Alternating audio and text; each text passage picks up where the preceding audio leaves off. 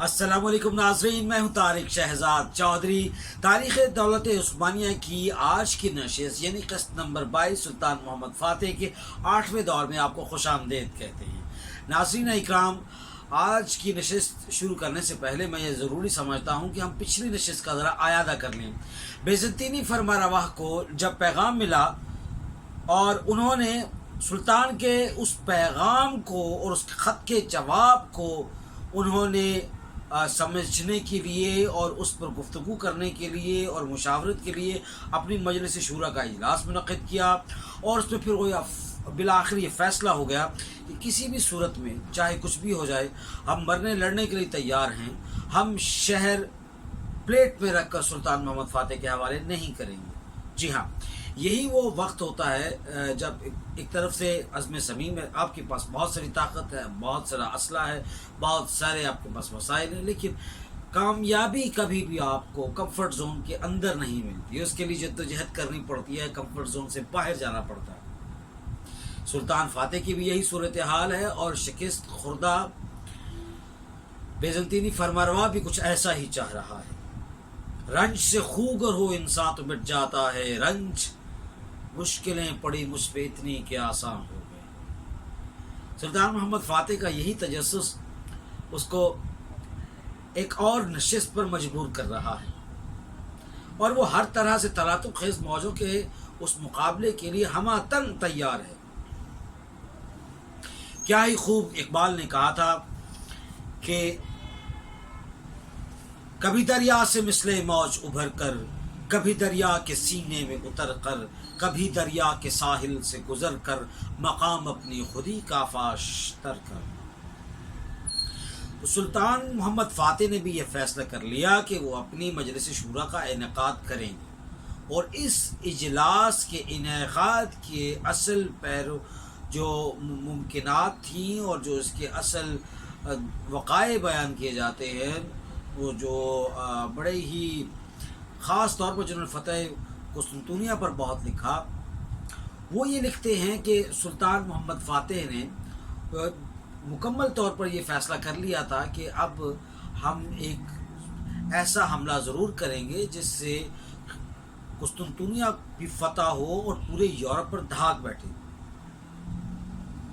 लेकिन अपने यहाँ क्या हालात चल रहे हैं, वाक़यात क्या हैं, मामलात क्या हैं, इन सारी चीज़ों से ओहदा बरा होने के लिए उन्होंने बाकायदा तौर पर ये जो मजलिस शूरा का इजलास मुनक़्क़िद किया, इसके अंदर उन्होंने एक तो मारूज़ी सवालात, मारूज़ी हालात और जो पेश आमदात जो थे उन पर उन्होंने गुफ्तगू की और उसके साथ साथ उन्होंने तमाम ही तरह के जो यहाँ पर उनकी मजलिस शूरा में जो लोग थे, जिसमें सलातीन, जिसमें से पासालारान थे और उसके बाद फिर वहाँ पर मौजूद उलमा व मशाइख की एक बड़ी तादाद थी, सबसे यही मशवरा मांगा कि आप ये बताइए कि अब क्या करना चाहिए। तो इन हालात के अंदर सभी लोगों ने अपनी अपनी बातें की, लेकिन एक ऐसा तबका भी यहाँ पे मौजूद था जो कतई तौर पर ये नहीं चाहता था कि सुल्तान मोहम्मद फ़ातेह फ़तेह कुस्तुनतुनिया को एक तारीख़ बनाकर आने वाले मुसलमानों के लिए लाज़वाल करके छोड़ दे, ताकि वो मिसालें दें कि ये कैसा हुक्मरान गुज़रा और वो कैसे अजीम लोग थे जिन्होंने मुस्नद अहमद की हुज़ूर नबी करीम सल्लल्लाहु अलैहि वसल्लम से मंसूब वो हदीस और उसको मस्दाक़ ठहरा।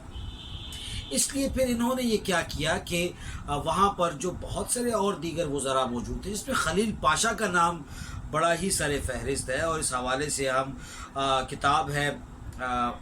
फ़तेह कुस्तुनतुनिया के हवाले से आपको बताते हैं। ये मोहम्मद सिफ़वत इसके मुसन्निफ़ है, सफ़ा नंबर 103 पर लिखते हैं कि वज़ीर खलील पाशा ने कहा, उनका ये कहना था कि हमें कुस्तुनतुनिया पर हमला करके, खूनरेज़ी करके, मुसलमानों को इस तरह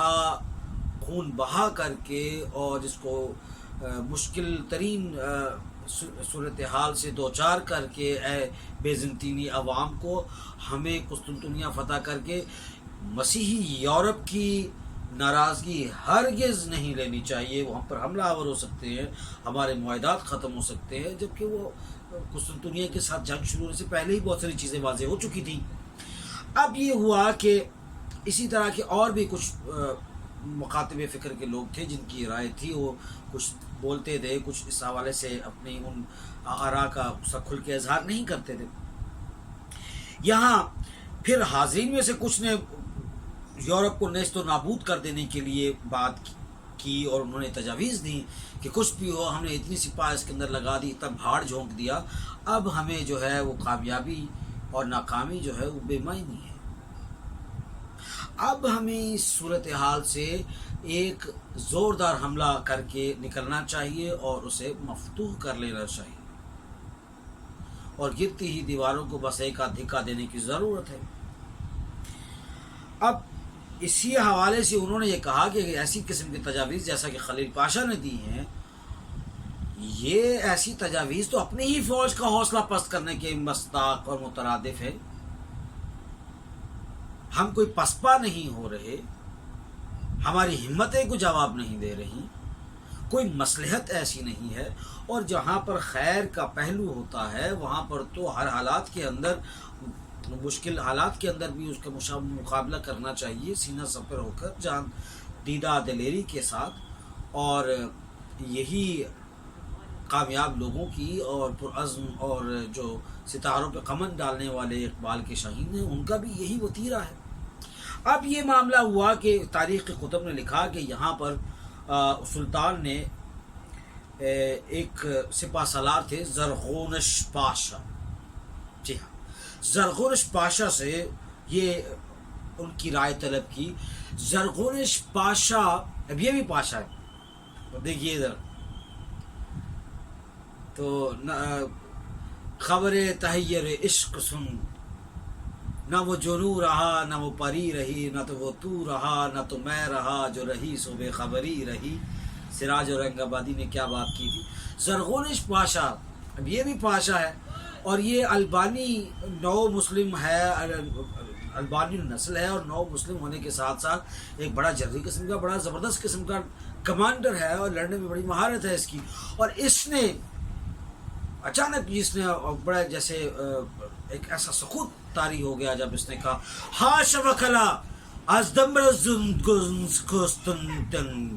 یہ کچھ بھی ہو جائے ایسا ہرگز نہیں ہوگا۔ ہاشا وکلا استعمال کرتے ہیں کسی بھی چیز کی نفی کرنے کے لیے، شدت کے ساتھ، دباؤ کے ساتھ کسی چیز کی نفی کرنے کے لیے۔ اس نے کہا کچھ بھی ہو جائے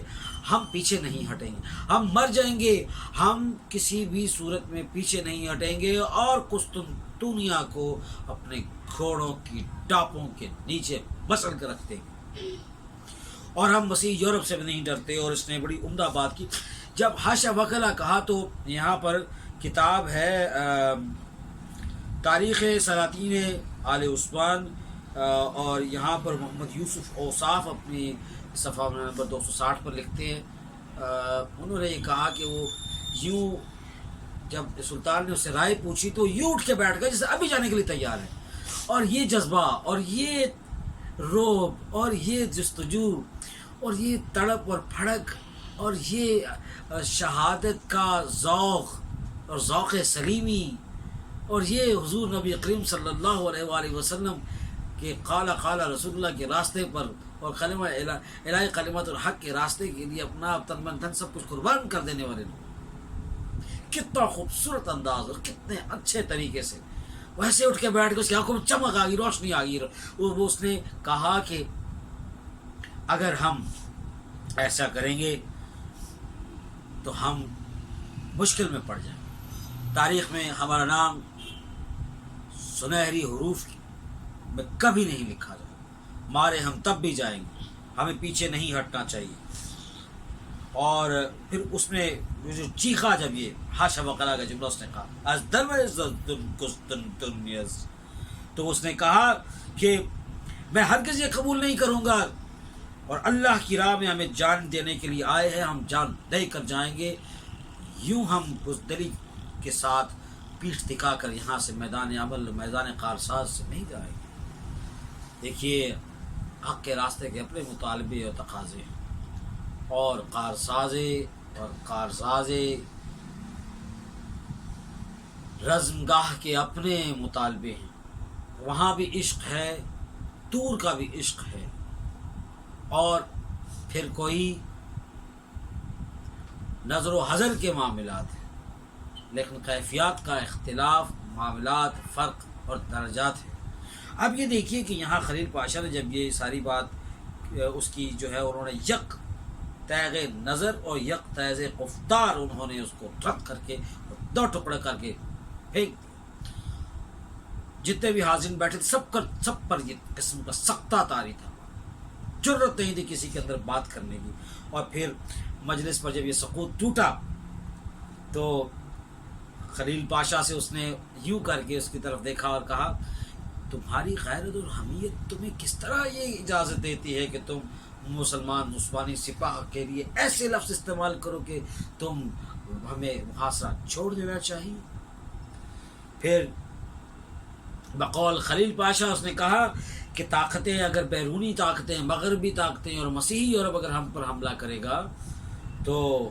وہ بذات خود وہ سارے لاطینی ممالک اپنی اپنی آگ میں خود چل رہے ہیں، سب کا ایک دوسرے کے ساتھ نفاق ہے، سب ایک دوسرے کے ساتھ یوں گتھم گتھا ہیں اور ایک دوسرے کے ساتھ پیچ و تاب میں ہیں اور ایک دوسرے کے ساتھ وہ برسر پیکار ہیں۔ یوں ان تیلوں میں اتنا تیل نہیں کہ یہ ہمارے لیے کچھ ایسا معاملہ کر سکے۔ یوں سلطان پھر سپاہ ایک اور سپاہ سالار تھا طرفان، اس کی طرف اسے طرفان طرخان دونوں کی طرف کہتے ہیں، جیسے اور خان بھی کہا جاتا ہے اور ہان بھی کوئی لوگ پڑھتے ہیں، یہ تلفظ کا ہے اور خے کا وہ لہجے کا معاملہ ہے۔ سلطان نے مولانا آق شمس الدین سے اس کے بارے میں رائے طلب کی اور انہوں نے بھی زرغونش پاشا کی رائے سے اختلاف نہیں کیا اور انہوں نے بالکل اس کی تائید میں اپنا سر ہلایا اور مسکرائے۔ حالانکہ بات سلطان کو سب کچھ معلوم تھا اور سب کچھ طے تھا، لیکن ایک دفعہ سامنے ساری چیزیں رکھنا۔ تاریخ سلاطین آل عثمان یوسف اوصاف صفحہ نمبر 60، پھر ایک دو اور جگہ پر انہوں نے 182 صفحہ پر بھی انہوں نے ایسے لکھا، پھر انہوں نے 362 صفحہ پر اس کا حوالہ دیا، پھر انہوں نے یہ بڑی تفصیل سے تمام مظاہرات کا یہ جو مذاکراتی عمل ہوا اس پر بڑی ان کی عثمانیوں کے مذاکرات پر بڑا اس حوالے سے بڑی گرفت بڑی تفصیل سے انہوں نے لکھا اس حوالے سے۔ تو ناظرین اکرام، یہ دیکھنا مقصود ہے کہ حالات ایک طرف دیکھیے آپ کتنی تیزی سے بدلتی ہوئی صورتحال ہے۔ عثمانیوں کو ابھی تک مشکلات کا سامنا ہے، کوئی بہت طاقت میں نظر نہیں آ رہے اس طرح سے کہ ان کو بہت بڑی کامیابیاں مل رہی ہوں، لیکن حوصلے جو ہیں وہ فصیلوں کے اوپر کھڑے ہوئے بیزنطینیوں کے پست ہو چکے، جن کی صبح دوپہر اور شام کی جس طرح سے کہتے ہیں کہ ادوار پر وہ ان کی فوج لڑ رہی ہے، اور عثمانی صبح اور شام کے ادوار میں لڑ رہے ہیں، اور بہت سارے جو ہیں وہ بیچارے زخم رسیدہ ہیں، زخم خوردہ ہیں۔ تو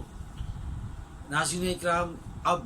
مذاکرات کا یہ جو آخری دور تھا یہ بھی ختم ہو چکا ہے۔ اب ہم اگلی نشست میں دیکھیں گے کہ اب حملہ اور یہ سارا معاملہ جو ہے قسطنطنیہ کی فتح کا یہ کیا رخ اختیار کرتا ہے۔ تب تک کے لیے آپ اجازت دیجیے، اللہ حافظ۔